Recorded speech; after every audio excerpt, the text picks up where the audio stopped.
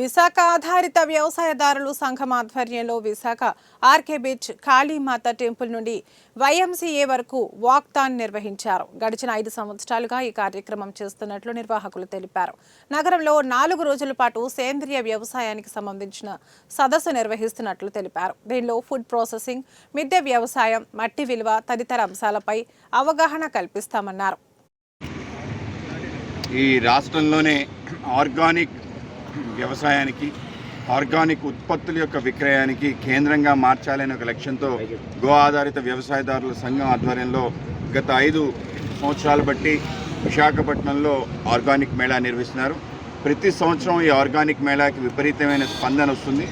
అనేక మంది ఔత్సాహికులు, అనేక మంది ప్రజలు కూడా దీన్ని ఆదరిస్తూ మొత్తం విశాఖపట్నం అంతా కూడా, ఉత్తరాంధ్ర ప్రాంతం అంతా కూడా ఈ యొక్క ఆరోగ్యానికి అత్యంత ప్రాధాన్యత ఇస్తూ ఆర్గానిక్ వైపు అందరూ కూడా నడుస్తున్నారు. దాన్ని మరింత ప్రోత్సహించే విధంగా ఎవరైతే రైతులు ఆర్గానిక్ ఫార్మింగ్ చేస్తున్నారో వాళ్ళందరినీ ప్రోత్సహించాలని చెప్పి ఒక ఆర్గానిక్ మేళా చేయటం. దాంట్లో ప్రకృతి వ్యవసాయంలో అనేక మంది నిష్ణాతులు కూడా ఈ కార్యక్రమంలో పాల్గొంటారు. అనేక వాళ్ళ ఉత్పత్తులన్నీ కూడా విక్రయానికి ఉంటాయి.